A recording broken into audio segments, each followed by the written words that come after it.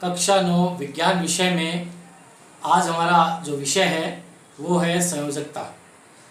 पिछले वीडियो में हमने अणुसूत्र के बारे में चर्चा की थी और इसी कड़ी में आज के इसी टॉपिक में हम संयोजकता के विषय पर बात करने वाले हैं। संयोजकता एक अति महत्वपूर्ण विषय है। किसी भी रासायनिक सूत्र या अणुसूत्र को लिखने में इसकी बहुत बड़ी भूमिका होती है। तो आइए सिलसिलेवार तरीके से संयोजकता शब्द पर बात करते हैं। तो लीजिए संयोजकता।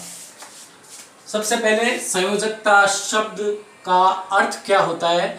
संयोजकता शब्द को अंग्रेजी में हम वैलेंसी बोलते हैं। वैलेंसी शब्द है वो वैलेंसिया से लिया गया है और ये एक लैटिन वर्ड है और इसका अर्थ होता है सामर्थ्य।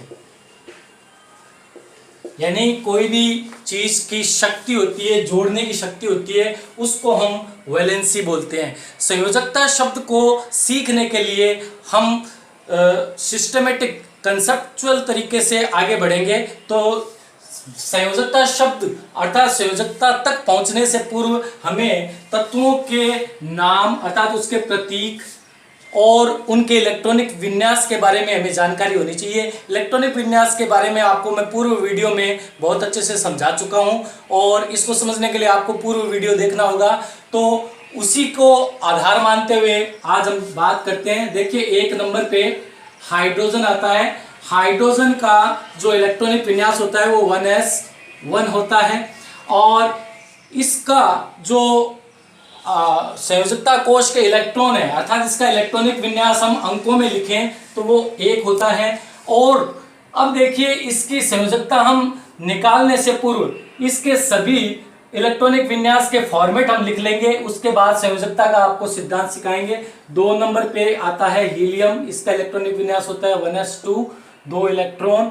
3 नंबर पे आता है लिथियम। इसका इलेक्ट्रॉनिक विन्यास होता है 1s2, 2s1। इसका जो ग्रुपिंग होगी वो 2 और 1 होगी। 4 नंबर पे आता है बेरिलियम। इसका होगा 1s2, 2s2 और ये हो जाएगा 2 और 2। 5 नंबर पे आता है बोरॉन। इसका इलेक्ट्रॉनिक विन्यास 1s2, 2s2, 2p1 और इसका फॉर्मेट हो जाएगा 2 और 3।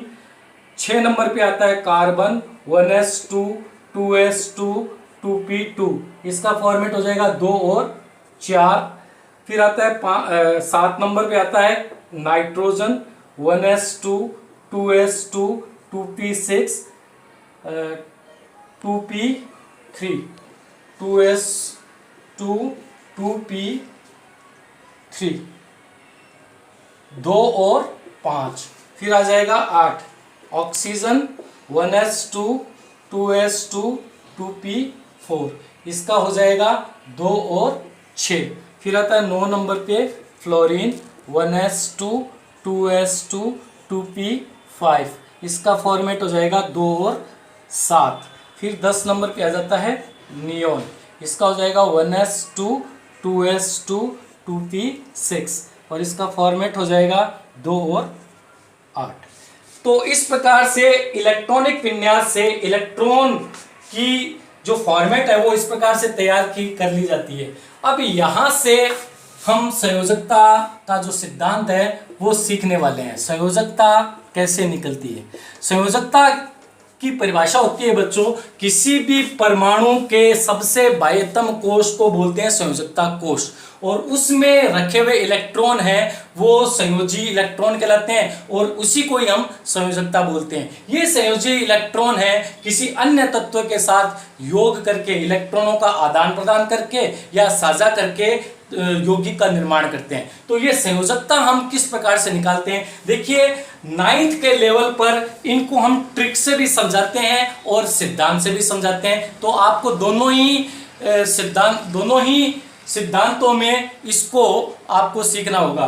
तो संयोजकता किस प्रकार से निकालते हैं। देखिए संयोजकता तो देखिए हाइड्रोजन से लेके हम नियोन तक के तत्वों की संयोजकता आपको बताते हैं। संयोजकता का जो निकालने का जो तरीका होता है वो उसके लुईस और कौशल के अष्टक सिद्धांत जो कि आधुनिक अवधारणा है उससे भी निकाला जाता है और एक ट्रिक और होती है कि आपको संयोजकता के नंबर है वो इस सिद्धांत से लिखने होंगे। अगर 1 से लेके 4 तक की संयोजकता आपको बतानी है, अगर आउटर मोस्ट सेल में अर्थात संयोजी कोष में 1 से लेके 4 इलेक्ट्रॉन तक इलेक्ट्रॉन होते हैं तो वही उसकी संयोजकता मानी जाएगी।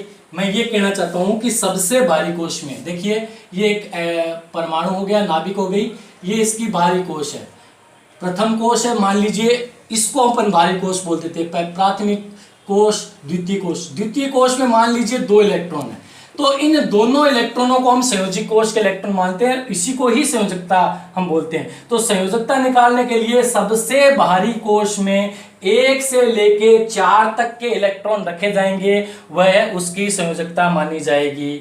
फिर अगर 4 से ऊपर अर्थात 5 से 8 के बीच में कोई इलेक्ट्रॉन आते हैं तो वो संख्या 8 में से घटा ली जाएगी। इस सिद्धांत को मैं यहां पर आपको समझाऊंगा।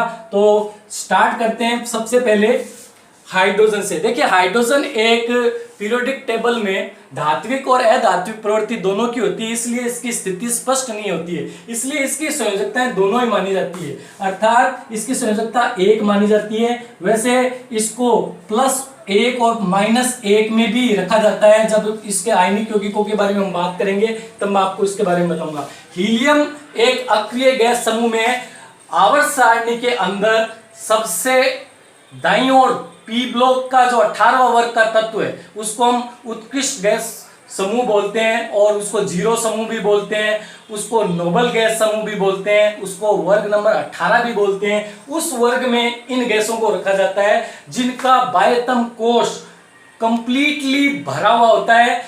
हीलियम एक अपवादिक रूप से, क्योंकि इसमें 2 इलेक्ट्रॉन है, s कक्षा में 2 इलेक्ट्रॉन रहते हैं और ये अक्रिय गैस समूह को प्राप्त कर लेता है। उसके बाद जितनी भी गैसें हैं, नियॉन है, आर्गन है, क्रिप्टॉन है, जिनॉन है, ये सभी गैसें हैं, वो 8 इलेक्ट्रॉन कंप्लीट भरते हैं, अपना अष्टक पूरा कर लेते हैं और उत्कृष्ट गैस विन्यास को प्राप्त कर लेते हैं। तो इनको अक्रिय गैस बोलते हैं। इनको अक्रिय गैस क्यों बोलते हैं? क्योंकि ये अभिक्रियाशील नहीं होती है।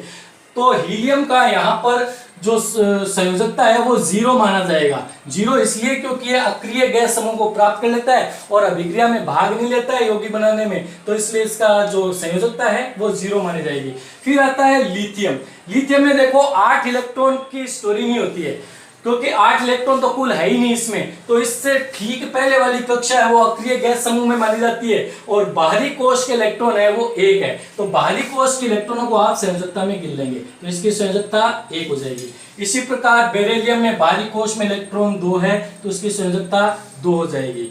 बोरोन में बाहरी कोश में इलेक्ट्रॉन 3 है तो इसकी संयोजकता 3 हो जाएगी। कार्बन में बाहरी कोश में संयोजकता 4 है तो इसकी संयोजकता 4 हो जाएगी। अब यहां से देखिए नाइट्रोजन में बाहरी कोश में संयोजकता 5 है, और इस सिद्धांत के अनुसार 4 से ऊपर अगर बाहरी कोश में इलेक्ट्रॉन होते हैं तो उसको 8 में से घटा लिया जाता है। तो 8 में से 5 को आपको घटाना है, कितने बचे? 3। तो इसकी संयोजकता कितनी होगी बच्चों? 3। फिर आता है ऑक्सीजन। ऑक्सीजन में बाहरी कोश में इलेक्ट्रॉन 6 है, 8 में से 6 घटा दिए 2। फिर आता है फ्लोरीन। फ्लोरीन के बाहरी कोश में इलेक्ट्रॉन है 7, 8 में से 7 घटा दीजिए 1। और नियॉन मैंने आपको फिर बताया कि यह अक्रिय गैस समूह में है और इसके बाह्य कोश में 8 इलेक्ट्रॉन होने के कारण से इसका अष्टक पूरा है और ये स्थायित्व को प्राप्त किए हुए है, इसलिए इसका जो संयोजकता है वो 0 मानी जाएगी। अब देखिए, ये आपने निकाली यहाँ पे संयोजकता। संयोजकता का अर्थ होता है कि वे इलेक्ट्रॉन जो अन्य किसी दूसरे तत्व के साथ रासायनिक बंध के द्वारा, रासायनिक बंध मैंने आपको पूर्व वीडियो में बताए थे 3 प्रकार के। आयनिक बंध जिसको अपन वैद्युत सहसंयोजक बंध बोलते हैं, दूसरा मैंने आपको बताया था सहसंयोजीय बंध, और तीसरा मैंने बताया था उप सहसंयोजक बंध।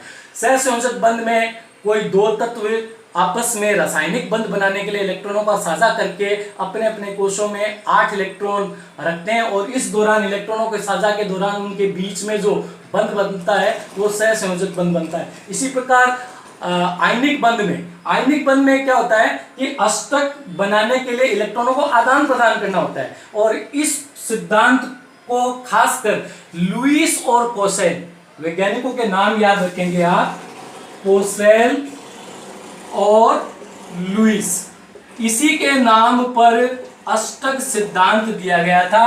और ये आधुनिक संयोजकता सिद्धांत भी माना जाता है, यानी आधुनिक अवधारणा पर संयोजकता का निर्धारण है वो कोसेल और लुईस सिद्धांत के आधार पर निकाला जाता है।